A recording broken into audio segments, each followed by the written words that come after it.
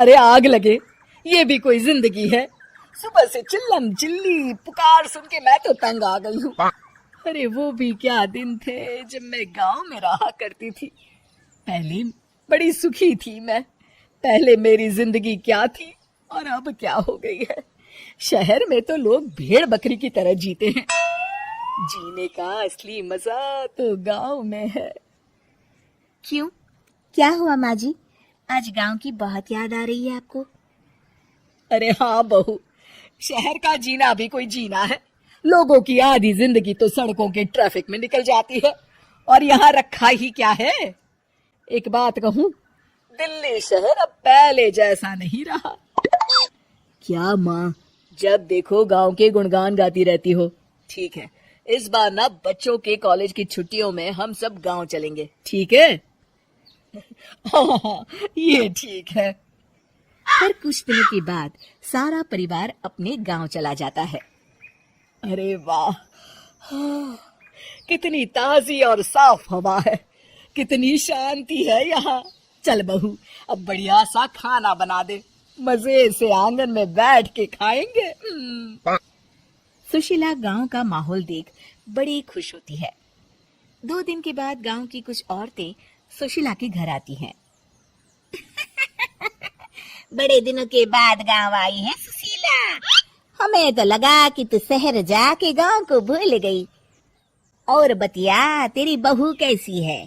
जरा मिलवा तो उससे। अरे मेरी बहू तो लाखों में एक है। बड़ी किस्मत वाली हूँ मैं जो मुझे जानकी जैसी बहू मिली है। हमेशा मेरी सेवा में लगी रहती है और आज तक कभी पलटकर जवाब नहीं दिया उसने।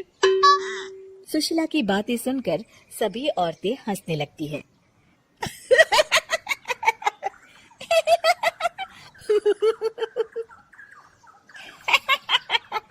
अरे कुछ भी बोले जा रही है। तबीयत तो ठीक है? तेरी बहू चांद से आई है क्या?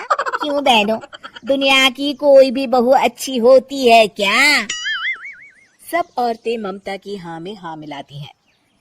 अरे मैं तो कहती हूँ दुनिया की हर बहू सास का खून चूसने वाली डायन होती है, डायन। मैं तो एक बिल में 1000 सांप के साथ रह सकती हूँ, लेकिन अपनी बहू के साथ नहीं रह सकती।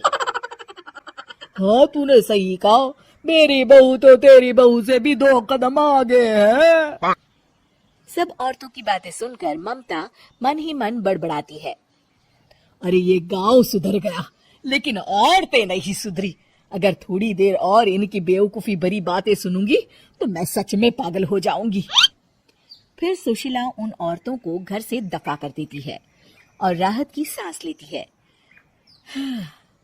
अरे बहू, जरा बाम लाके मेरे सर पर तो लगा दे।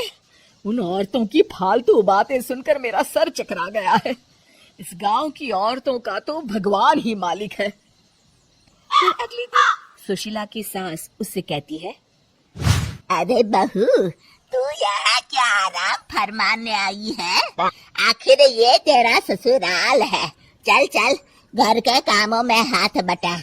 शहर में कुछ काम धाम तो करती नहीं है। जरा अपने आप को तो देख, कितनी मोटी हो गई है। सारा दिन घर का काम करने के बाद शाम को सुशीला, हाय मेरी कमर, हाय मेरे पैरों ने तो जवाब दे दिया। आज तो मुझसे मक्खी भी न मारी जाएगी। अरे बहू, जरा आकर मेरे हाथ पैर तो दबा दे। जी माँ जी, अभी आती हूँ। तभी सुशीला की सास जानकी को रोकते हुए कहती है, अरे रुक जा बहू, एक दिन काम करके इसको इसकी नानी याद आ गई।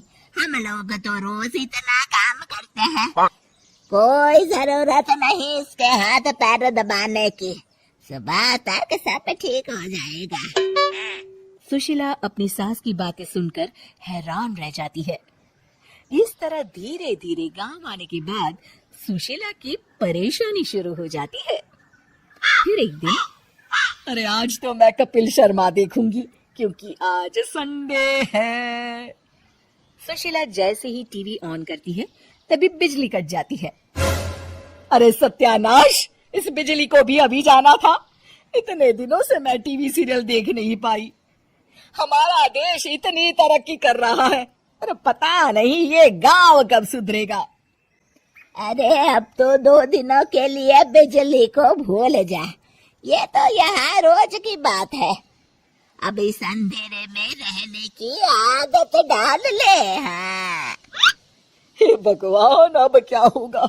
ऊपर से इन मच्छरों ने जीना हराम कर रखा है। दूसरी तरफ घर की काम कर करके और बिना किसी सुविधा के सुशीला तंग आ जाती है और उसे शहरी जीवन याद आने लगता है। क्यों माँ, मजा आ रहा है ना? अरे आपने ऐसी सूरत क्यों बना रखी है? मुस्कुराइए, अब हम गांव में हैं। मोहन के साथ जानकी भी अपनी सास की खिंचाई करती है। हाँ हाँ माँ जी, आप ही तो यहाँ की बड़ी तारीफ कर रही थी। फिर अभी तो कुछ ही दिन बीते हैं, वैसे भी अब तो आप यहीं रहने वाली है ना? अरे नहीं नहीं बहू, मैं एक दिन और यहाँ रुकी तो मर जाऊंगी। मुझे शहर ले चलो। क्या दिन थे, कितनी सुखी थी मैं वहाँ। ठीक है माँ, हम कल ही वापस शहर चले जाएंगे। इस तरह सुशीला शहर आ जाती है और फिर कभी दोबारा गांव जाने की जिद नहीं करती।